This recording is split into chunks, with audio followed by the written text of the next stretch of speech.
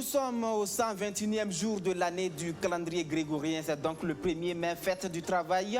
Au Burkina Faso, ce jour est commémoré comme partout dans le monde sur fond d'interpellation des gouvernants pour l'amélioration des conditions de vie et de travail. Cette année, il n'y a pas eu de marche.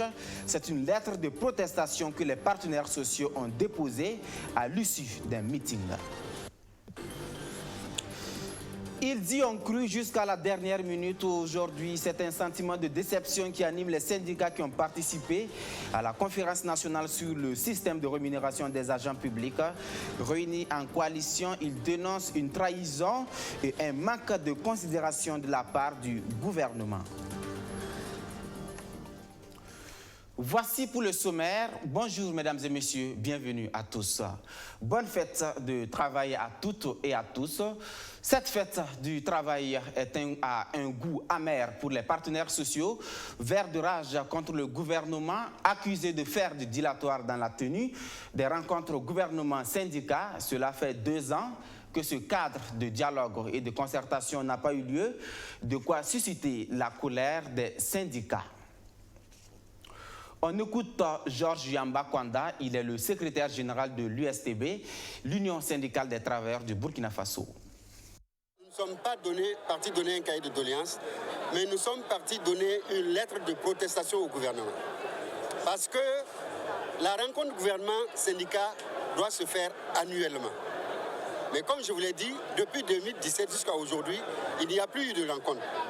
Pourtant, le gouvernement a trouvé le temps de rencontrer les paysans, de rencontrer le secteur privé, de rencontrer les jeunes, mais pas le mouvement syndical. Quelle est la place qu'il réserve aux syndicats? Nous ne savons pas. Mais toujours est-il que, pour nous, c'est une nécessité, c'est même une obligation pour rencontrer le monde syndical. Parce que c'est le monde syndical qui organise le monde du travail. Et pour que les richesses rentrent dans ce pays-là, il faut que les travailleurs se mettent à l'œuvre. Et si les conditions de vie et de travail de ces mêmes travailleurs ne sont pas améliorées, le travail n'ira pas. Donc, c'est une obligation pour le gouvernement et c'est pourquoi nous tenons à protester fortement, hautement, pour que le gouvernement puisse revoir cette situation et nous rencontrer le plus tôt possible et de façon continuelle. Tout comme ces syndicats, les déguerpis des secteurs 18 et 27 de Bobo-Dioulasso sont animés par un sentiment de déception et de colère. 2 mois après le passage des bulldozers sur leur zone d'habitation, certains squattent toujours les lieux. C'est l'incompréhension. La décision communale de déguerpir n'est toujours pas digérée. Les sinistrés en appellent à la sensibilité des autorités. Le reportage de Soto Justin Dabiri. Les populations des zones non loties des secteurs 18 et 27 situées à cheval entre l'arrondissement 5 et 6 de Bobo-Dioulasso ont été réveillées très tôt le matin par le bruit des machines. Enfants, femmes et hommes ont assisté à la destruction de leur habitation qui se trouve, selon les autorités communales, dans le domaine du camp Ouezem Koulibaly. Près de 5 mois après, certaines populations continuent de vivre dans cette zone réservée au camp et à moitié détruite. Je dors toujours dans ce non-loti, dans une maison détruite. Je n'ai pas où aller. C'est dans cette maison détruite que je dors. Ma femme et mes enfants vivent chez les parents de ma femme. Dans cette zone non lotie, elles sont nombreuses les populations qui disent avoir été recensées entre 2003 et 2006. Certaines d'entre elles brandissent des numéros et disent ne pas comprendre qu'elles soient concernées par le déguerpissement du fait d'être dans le domaine du camp. Ça fait plus de 22 ans qu'on est dans ce no-loti-là. Moi-même, j'exerce le jardinage. Depuis lors, on a eu un communiqué qui a été fait par le maire de l'arrondissement 6. Nous, on a une association. On s'est déplacé, aller voir le maire. Bon, avec tout ça, ils ont dit qu'on est au camp. Or, avant, on a été recensé par l'arrondissement 5. On a ces papiers de recensement. À notre grande surprise, on vient nous dire aujourd'hui qu'on fait partie de l'arrondissement 6. Kadidiatou Traoré a rejoint sa grande sœur après la destruction de sa maison en février dernier. Grâce à son commerce, cette veuve, mère de 3 enfants, a pu trouver une maison en location et a payé la scolarité des enfants. Ça fait un plus. Il faut diminuer les dépenses. Il faut diminuer les dépenses. Puisque avant, là, tu ne payais pas la location. Mais maintenant, tu payes la location, tu payes l'eau, tu payes le courant, tout. Donc, ça fait des dépenses de plus. Donc, pour la nourriture, là, maintenant, et puis les petites défenses des enfants, là, il faut diminuer. Dans ce domaine réservé au camp Wezem Koulibaly se trouvait ce jardin. C'est de là que des familles tiraient l'essentiel de leurs revenus. Ils étaient des milliers sur ce site, comme Abou a trouvé de quoi nourrir leur famille. 4 mois après, voici un aperçu du jardin. Abou a encore la gorge nouée quand il parle de Sinis. Aujourd'hui, c'est un père impuissant qui semble mettre la vie scolaire de l'une de ses filles en classe de CM2 entre parenthèses. J'ai dit à ma fille de ne plus aller à l'école. Les autorités nous demandent de scolariser les enfants, surtout les filles. Aujourd'hui, le maître est satisfait du travail de ma fille. Mais je lui ai dit de rester à la maison car je n'ai plus d'argent pour solder le reste de sa scolarité. Abou Sanou et ses camarades n'auraient pas été dédommagés. Aucune autorité n'a été les voir depuis le déguerpissement et la destruction de leur jardin. Il n'y a pas d'emploi et le travail que nous faisons, vous l'avez détruit. On ne nous a pas dédommagés pour le jardin. S'ils nous avaient dédommagés, on allait pouvoir faire quelque chose. Ils nous ont laissés ainsi. Ils ont gâté notre travail. Lassina Sanou est un sexagénaire qui habite dans le non-loti depuis plus de 30 ans. Il serait l'un des premiers habitants de cette zone non-lotie du camp Wezem Koulibaly. Il en appelle à la pitié des autorités. Nous n'avons plus de logement ni de champs. Le jardin qui nous permettait de subvenir à nos besoins a été détruit.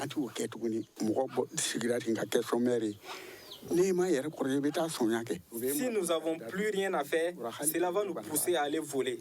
Je demande aux autorités d'avoir pitié de nous. Les populations déguerpies des secteurs 18 et 27 situés dans le domaine du camp Wezem Koulibaly ont organisé une marche de protestation le samedi 9 mars 2019 à Bobo-Dioulasso pour dire non à ce qu'elles qualifient de déguerpissement sauvage des non-lotis. Ce sont des populations qui continuent à croire qu'une solution leur sera trouvée afin de reprendre une vie normale. Nous restons à Bobo-Dioulasso pour parler de ce sujet qui fait jaser l'opinion cette semaine. Le conseil municipal de Bobo-Dioulasso a décidé de déclasser 16 hectares de la forêt classée de Kuya pour la construction d'un hôpital. La décision est vigoureusement contestée par une partie de l'opinion et même à l'Assemblée nationale où le député Moussa Zerbo s'est indigné en sa qualité de président de la commission du développement rural, de l'économie et des changements climatiques. Le député Moussa Zerbo est sur ce plateau. Honorable, bonjour et bienvenue sur ce plateau. Bonjour. Alors, vous êtes indigné après la décision du conseil municipal de Bobo-Dioulasso? Absolument. Mais avant tout propos, je voudrais juste me permettre de souhaiter une très bonne fête du travail à tous les Burkinabés et à tous les travailleurs du monde. Effectivement, c'est une indignation en ce sens que déclasser une forêt, nous savons quelle est l'importance des forêts dans notre pays et pour spécifiquement parler de la forêt de Kwa, qui est une forêt classée en réalité depuis le 27 avril 1936. Comprenez un peu notre indignation, c'est un patrimoine que nous devons absolument conserver et préserver. À côté de cela, ce qu'il faut relever, et il faut nuancer les propos. La destination, c'est pour la construction d'un hôpital de référence. Toute chose que nous saluons, et c'est le lieu pour moi également, en tant que ressortissant de cette province, de saluer cette belle initiative qui va soulager un tant soit peu nos populations. Maintenant, comme je le dis, l'hôpital en soi n'est pas un problème pour la population bobolaise. Le problème, c'est le site. Et ce site-là, si vous vous rappelez un peu, c'est, je crois, en 2018 que le ministre de la Santé a adressé une correspondance au maire de la commune de Bobo-Dioulasso et pour lui demander la déclassification, j'allais dire, de 16 hectares en vue de la construction de cet hôpital. Mais est-ce qu'à ce niveau, le ministère me met dans ses prérogatives? Parce qu'on a vu absolument ce communiqué du ministère de l'Environnement qui rappelle donc des dispositions du code forestier qui rappelle que seul le ministre de l'Environnement a le quitus. J'en arrive. Parce qu'en réalité, qu'est-ce qui s'est passé? Lorsque le ministre a adressé, il faut préciser et situer les choses. Le maire de la commune de Bobo-Dioulasso a répondu à la lettre du ministre en lui signifiant qu'il marquait son accord de principe pour le déclassement, en attendant de rencontrer le conseil municipal qui va délibérer. Mais toutefois, il a invité le ministre de la Santé à entreprendre toutes les démarches nécessaires auprès du ministère de l'Environnement, qui est seul habilité à déclasser. Donc, en réalité, le maire a émis un avis et le conseil municipal, en sa séance du 19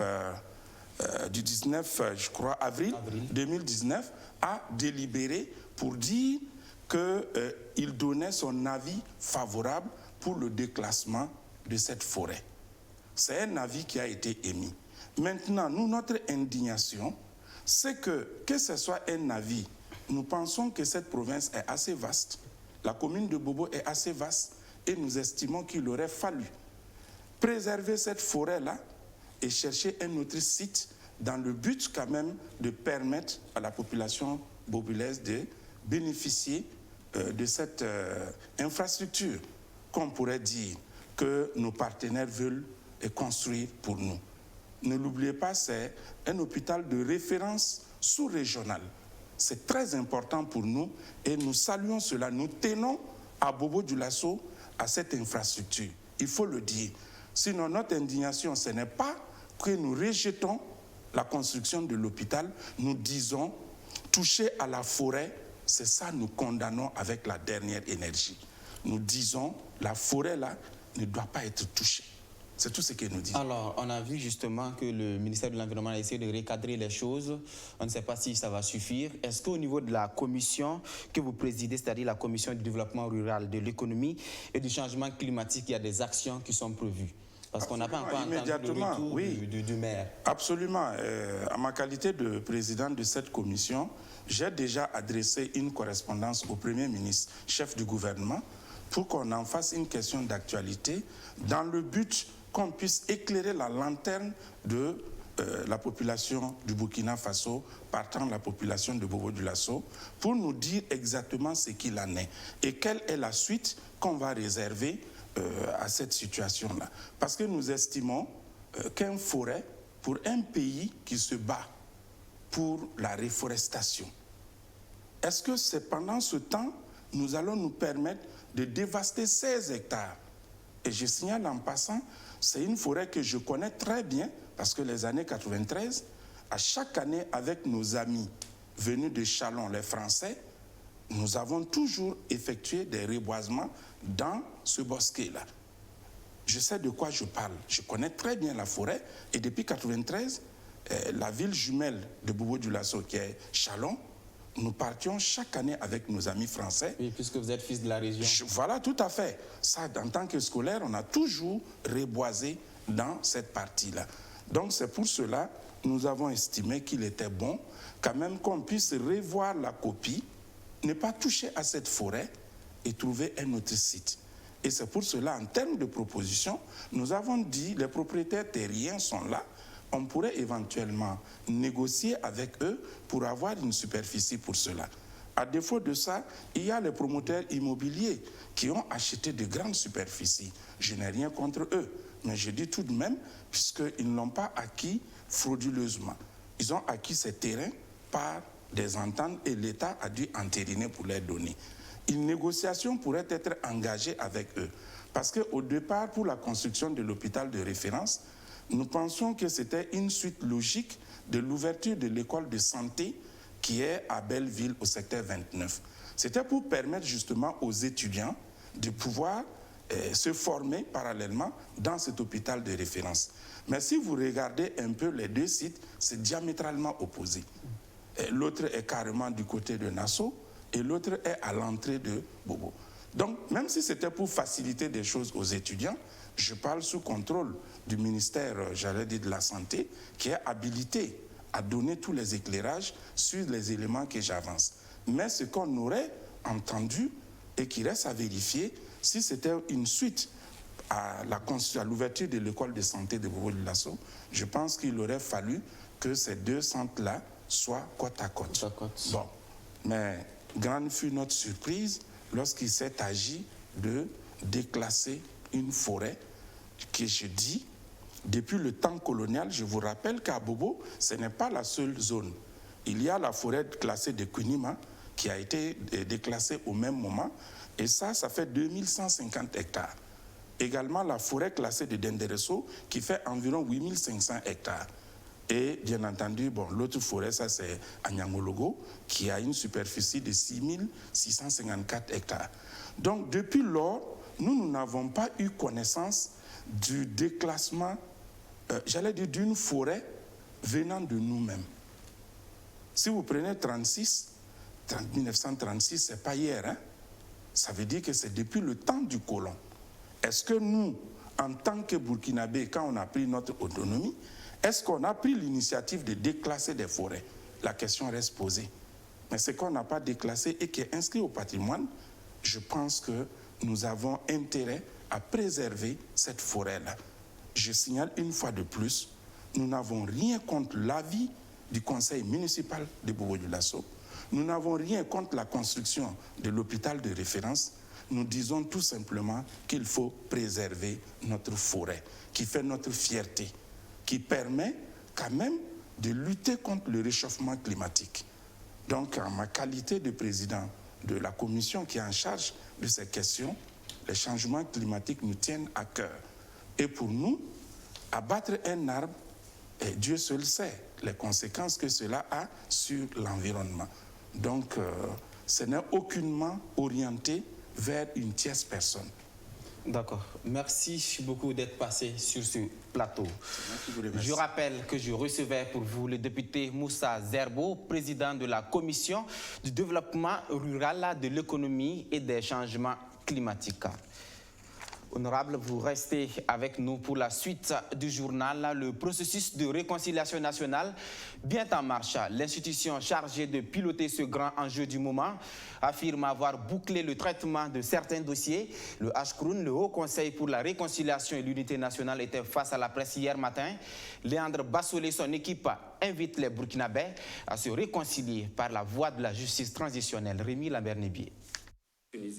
Pour le Haut Conseil pour la réconciliation et l'unité nationale HCROUN, la justice transitionnelle reste la meilleure option des Burkinabés pour parvenir à un véritable apaisement des cœurs. Ce qui nous séduit en cette vision-là, c'est qu'elle est réparative. La justice transitionnelle, quand vous arrivez vraiment à convaincre ceux qui ont offensé de venir se confesser, de venir reconnaître leurs fautes, vous voyez qu'une fois que la victime a pardonné, c'est fini. Et le fait d'avoir opéré comme ça lui donne des raisons de vouloir travailler pour se réinsérer, pour redevenir un citoyen fréquentable comme tous les autres. Ça, c'est quand même une différence qui est très, très, très fondamentale entre les deux justices. Il y a une qui est, bon, j'allais dire punitive, hein, mais l'autre qui essaie quand même de récupérer, de faire en sorte qu'il n'y ait pas vraiment des personnes qui soient considérées comme des parias, finies, la société ferme les yeux sur elles parce qu'elles ont commis une faute. Pour mieux justifier sa vision, le HCROUN dit s'être inspiré de l'expérience de certains pays comme la Tunisie et le Rwanda. L'institution de Léandre Bassolé évoque également les écueils de la Journée nationale du pardon instituée le 30 mars 2001. On a payé de l'argent. Il y a beaucoup qui ont accepté pour des raisons diverses d'être indemnisés pour la perte de parents, etc. Et on peut vous dire que parmi les dossiers que nous avons, il y en a qui ont été en quelque sorte indemnisés et tout, mais qui reviennent, qui disent non, bon, on n'était pas dans telle situation et tout. Bon, nous l'avons fait. Malheureusement, ça nous rattrape. Pourquoi est-ce que ça a été un échec, cette première tentative de réconciliation? C'est certainement, nous, à notre avis, cela doit être relié à ce que je disais. Il n'y a pas eu certainement un accent qui a été mis sur la partie manifestation de la vérité.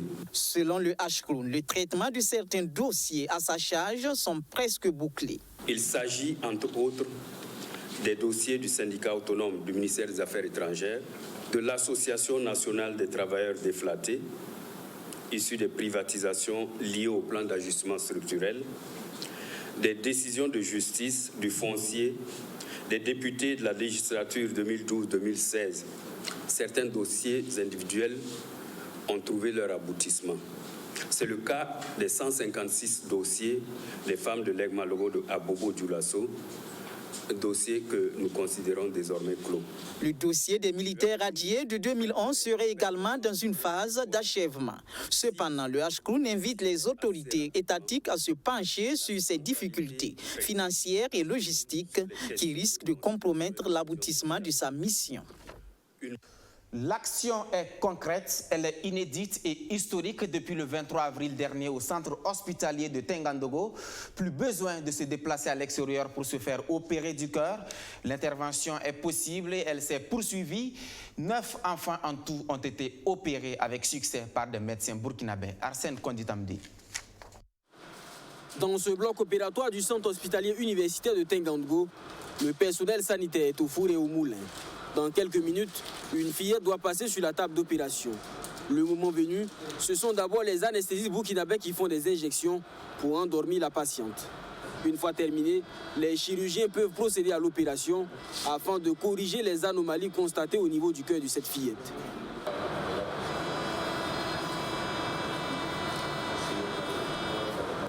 En tout, ce sont 9 enfants qui ont été opérés dans le cadre de cette campagne. Le type de chirurgie pratiquée s'appelle la chirurgie à cœur fermé. Ces opérations réalisées avec la participation des chirurgiens burkinabés ont permis de gérer avec succès les malformations du cœur qui rendaient la vie difficile à ces enfants depuis la naissance. C'est que c'est des maladies très évoluées. Généralement, on les opère un peu plus tôt. Donc, c'est des affections très évoluées. C'est ce qu'on appelle chez nous des canaux vieillis. C'est la principale difficulté, mais dans l'ensemble, ça s'est bien passé jusqu'à présent. Les chirurgiens burkinabés étaient parfaitement capables de faire ces interventions-là. C'était plutôt un souci de matériel qu'ils avaient. Donc j'ai dû apporter avec moi une partie du matériel. Après chaque opération, les jeunes patients sont conduits en salle de réanimation pour y rester environ 48 heures et recevoir des soins appropriés. Lorsqu'ils arrivent, nous les administrons des soins infirmiers propres, des soins infirmiers prescrits. Nous faisons les traitements, nous assurons la surveillance de constantes vitales, la tension artérielle, le pouls, la température, la duresse, les drains également pour éviter les complications qui peuvent être dues à la chirurgie, telles que les hémorragies ou autre chose. Passé l'étape de la salle de réanimation, c'est l'hospitalisation. Seulement 1 mois après sa naissance, les médecins diagnostiquent une pathologie cardiaque à cette fillette. S'ensuivent alors de longues nuits blanches et 7 années de patience pour elle et sa famille jusqu'à cette opportunité. Au départ, il était question d'aller la faire opérer à l'extérieur du pays, mais ça n'a pas été fait. Mais ce n'est pas pour une question d'argent. On nous avait demandé d'attendre qu'on nous ferait signe au moment venu, mais rien. L'opération s'est bien passée. Je remercie les chirurgiens. Aujourd'hui, je suis vraiment heureuse. C'est la première fois qu'une intervention chirurgicale du cœur se pratique au Burkina Faso. Elle vient enlever une épine au pied des autorités sanitaires. 30% des évacuations sanitaires concernent les pathologies cardiovasculaires. Elle est la première cause d'évacuation des enfants et la deuxième cause de toutes les évacuations après les pathologies cancéreuses. Faire le plein des plus grands stades du Burkina est un jeu d'enfant pour lui. Ses prêches drainent du monde. Après le stade général Sangoulé, la mise en œuvre de Bobo-Dioulasso et le stade du 4 août de Ouagadougou, le cheikh Abdoulaziz Dagui Souré a déposé ses valises dans son propre quartier à Somgandé. Le message ne voulait pas que le bien triomphe sur le mal. Alexis Belemnaba. Après le plus grand stade de Bobo-Dioulasso, le stade du 4 août de Ouagadougou, C'est le grand terrain de Somgandé qui a accueilli le cheikh Abdul Aghi Bassouré et ses adeptes pour le grand prêche. Un prêche qui s'inscrit dans la dynamique du voyage nocturne du prophète Mohammed, qui a répondu à l'appel de Dieu pour quitter la Mecque pour Jérusalem pour son ascension au ciel.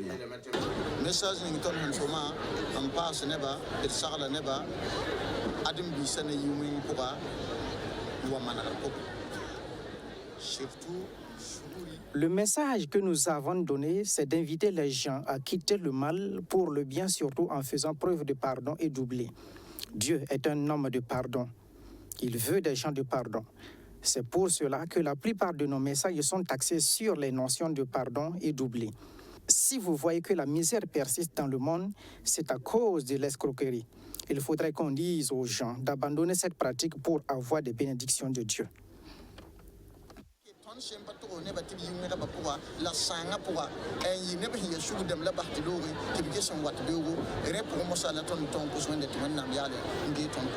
Au cours de ce prêche, Cheikh Aghi Bassouré exhorte les musulmans à accompagner les guides religieux dans leurs tâches. Il y a des bénédictions à glaner.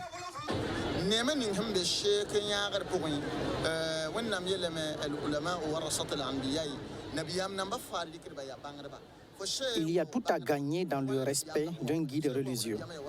Il est l'héritier du prophète et tout ce que l'on fait pour lui est considéré comme des actions faites au prophète. On acquiert donc le respect du prophète et bien d'autres bénédictions que Dieu peut nous gratifier.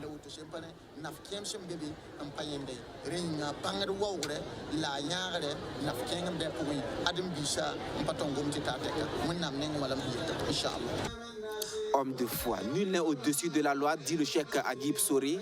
Il interpelle les musulmans au strict respect de la loi et de l'intégrité nationale. Restons dans la sphère de l'islam avec cette journée de consultation juridique au CERFI, le Cercle d'études, de recherche et de formation islamique. L'initiative est de la cellule des juristes de l'organisation, des experts du droit qui entendent ainsi aider les fidèles qui ont besoin d'être assistés sur le plan juridique. Écoutons ces réactions qui reviennent sur le bien fondé d'une telle initiative. Et nous avons donc beaucoup de sollicitations, beaucoup d'appels venant des frères et des sœurs sur des situations touchant donc le droit ou la procédure judiciaire et qui ne maîtrisent pas forcément. Et comme il y a donc ces appels qui sont incessants, nous avons estimé qu'il fallait institutionnaliser une activité de ces gens-là pour permettre à tous ces gens qui sont dans des situations, qui ont des procédures devant la justice ou qui ont des situations qui peuvent les amener devant la justice, mais qui sont réticents parce qu'ils ne maîtrisent pas les procédures, à pouvoir avoir des informations de façon gratuite. Et pour cela, nous avons sollicité non seulement les avocats, mais également des magistrats pour pouvoir donner des conseils et des orientations à tous ceux qui seront dans les besoins. L'intérêt, c'est d'enlever d'abord le mythe qu'il y a entre cette population et la justice. Parce que les gens, de plus en plus, ou bien, c'est vrai qu'ils saisissent les tribunaux, mais il y a certains qui sont encore réticents, qui n'arrivent pas à franchir le cap. Alors, si tu es en contact avec peut-être un praticien du droit qui t'explique comment ça doit se passer, quels sont les bagages que tu dois te prémunir avant d'aller, et le coût que ça peut te... Avec tout ça, je crois qu'on peut franchir le cap. Avant de nous quitter, sachez que le sommet des chefs d'État du G5 Sahel s'ouvre cet après-midi même au palais présidentiel de Kosiam. Pour l'occasion, en plus des chefs d'État africains, la chancelière allemande est attendue à Ouagadougou. Angela Merkel, qui va d'abord rencontrer Roch-Marc Christian Kaboré dans le cadre de la coopération bilatérale entre les deux pays, devrait également rencontrer la société civile avant de se rendre à l'université Joseph Kizerbo pour échanger avec les étudiants. Voilà qui met fin à cette édition. Merci de votre attention tout au long de ces dernières semaines. Alfred Choyi vous retrouve avec plaisir demain.